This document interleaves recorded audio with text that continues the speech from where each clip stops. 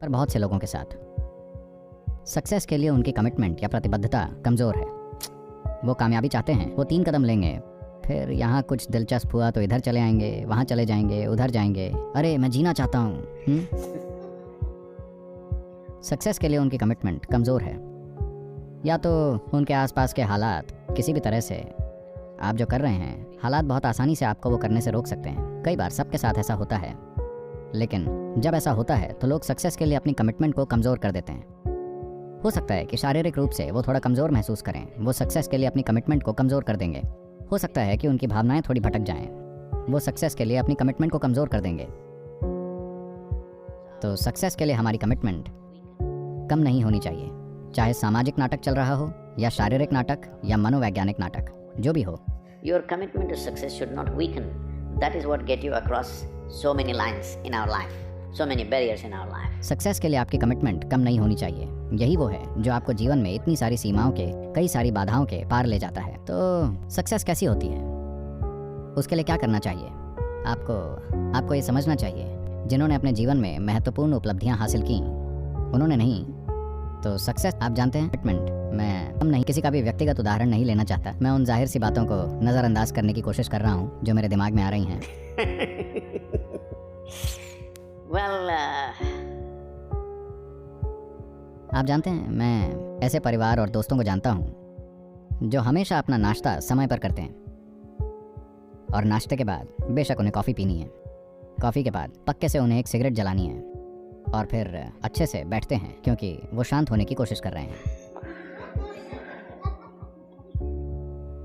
और फिर वो काम पर जाएंगे, दोपहर के भोजन के लिए ठीक समय पर घर वापस आएंगे, दोपहर का भोजन करेंगे, 1 या 2 घंटे आराम करेंगे, सोएंगे, शाम को फिर एक चाय और सिगरेट पिएंगे, और फिर दोबारा काम पर जाएंगे, और 8 बजे 8:30 वो रात के खाने के लिए घर वापस आते हैं, और फिर शायद दूसरी चीज़ें पीना वगैरह और जो भी हो। खैर, ये उनकी प्राथमिकता है, ये ठीक है, मैं शिकायत नहीं कर रहा कि ऐसा नहीं होना चाहिए।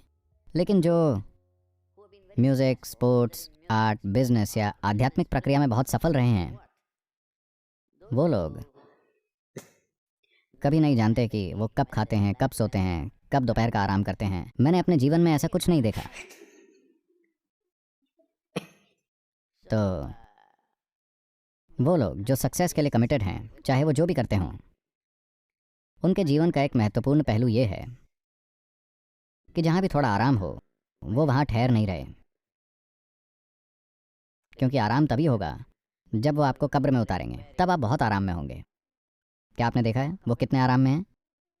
एक बार जब वो मर जाते हैं, अगर आप उन्हें फेंक दें तो भी वो आराम में हैं, अगर आप उन्हें नीचे पटक दें तो भी वो आराम में हैं, भले ही आप उन्हें जला दें, अरे हाँ, आराम आ जाएगा। अभी ये पक्का करने के बारे में है that there is profoundness of experience and there is impactfulness of activity. कि अनुभव की गहराई और काम की प्रभावशीलता हो, क्योंकि अगर उन्होंने आपको असीमित समय दिया होता तो आप वो सब कर सकते थे, कुछ भी गलत नहीं है, मैं उनके खिलाफ नहीं हूँ। लेकिन उन्होंने आपको इंसान होने की इतनी ज़बरदस्त क्षमता के साथ इतना कम समय दिया, यही तो समस्या है। अगर प्रकृति ने आपको केचुए जैसा बनाया होता, मैं ये नहीं कह रहा हूँ कि केचुए में कुछ गलत है, बस इसमें एक ही तरह की क्षमता है, ये सिर्फ उतना ही कर सकता है। एक केंचुआ पेड़ पर चढ़ने के बारे में नहीं सोचता, क्योंकि वो जानता है कि पक्षी उसे उठा लेंगे, उसकी ऐसी इच्छाएं कभी नहीं होती। ये सिर्फ पृथ्वी को रिसाइकल करना चाहता है। आप जानते हैं, ये हमारे साथ साथ कई दूसरे जीवन के लिए फ़ायदेमंद है, लेकिन इसका मकसद बहुत साफ है, खाना, प्रजनन करना और मरना। बहुत साफ मकसद। उस मकसद को पूरा करने की वो कोशिश करता है। वो मुझे नहीं लगता कि वो दोपहर में सोता है, मुझे ऐसा नहीं लगता, क्योंकि कई दोपहर मैंने केंचुए देखे हैं, वो सभी ज़ोरदार सक्रिय थे। लेकिन एक इंसान बहुत सारी संभावनाओं के साथ आया है। Because of that, it needs a certain level of striving for a human being to forget about the world, to consider yourself successful. इसी वजह से एक इंसान को खुद को सक्सेसफुल मानने के लिए एक खास स्तर के प्रयास की ज़रूरत होती है। अगर आपकी सफलता की सोच ये है कि आप अपने पड़ोसी से बेहतर कर रहे हैं, तो मैं इसे बीमारी कहता हूँ। ये सफलता नहीं है। आप खुश हैं, आपका पड़ोसी आपसे बदतर है, ये बीमारी है या सफलता? ये बीमारी है। पर आप जो कर रहे हैं उससे आप संतुष्ट हैं, चलिए इसे ही अभी के लिए सक्सेस मानते हैं। इससे कोई फ़र्क नहीं पड़ता कि आप किसी से बेहतर हैं या किसी से ख़राब। ये सवाल आपके दिमाग में आना ही नहीं चाहिए। लेकिन किसी तरह आपको लगता है कि आप अपने आप का पूरी तरह से उपयोग कर रहे हैं और आपको अपने काम में खास संतुष्टि का भाव है। पर अगर आप बस अपनी आंखें बंद करके बिना कोई काम किए सिर्फ बैठने में सक्षम हैं तो ये शानदार है। लेकिन आप ऐसा नहीं कर सकते। आप जिस स्थिति में अभी हैं, आप ऐसा नहीं कर सकते। आप बस अपनी आंखें बंद करके स्थिर नहीं हो सकते। व्यस्त होने के बजाय आप बेचैन हो जाएंगे।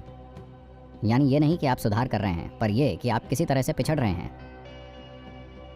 इस सफलता के बारे में समस्या ये है कि लोग हमेशा जजमेंट बनाते हैं। मैंने ये किया, वो किया, शायद ये काम नहीं किया, शायद ये एक गलती है, वो एक गलती है। जीवन में ऐसी कोई चीज़ नहीं है। देखें, एक समय आप बंदर थे, ठीक है? अरे ये मैं नहीं, ये वो अंग्रेज़ आदमी हैं, आपको पता है? चार्ल्स डार्विन ने कहा था कि आप सब बंदर थे। एक समय आप बंदर थे, सिर्फ थोड़े ही समय पहले। क्या ये एक गलती थी जो आपने की थी कि आप एक बंदर थे, या ये विकास का सिर्फ एक खास चरण था? क्या ये एक गलती थी या ये सिर्फ विकास का एक खास चरण था? क्योंकि आपका जन्म एक इंसान के रूप में हुआ है जिसकी सीमाएं दूसरे प्राणियों की तरह पहले से तय नहीं होती। दूसरे जीव, अगर उनके भोजन का ध्यान रखा जाए तो वो जानते हैं कि उन्हें अपने जीवन का क्या करना है। क्योंकि इंसान संभावनाओं की ऐसी खुली समझ के साथ आया है। आप बिना सीमाओं के आते हैं, निश्चित नहीं आते। आपको खुद को ठीक करना होगा। अलग अलग लोग आप पर अलग अलग तरह की चीज़ें फेंकते हैं। हर तरफ से आपके माता पिता, टीचर, स्कूल, पड़ोसी और समाज और दुनिया, हर तरह की चीज़ें आप पर फेंकती है। इस सारी गंदगी को इकट्ठा करना और ख़ुद में से कुछ सार्थक बनाना, यही आपका काम है। वही आपकी सफलता है। इससे कोई फ़र्क नहीं।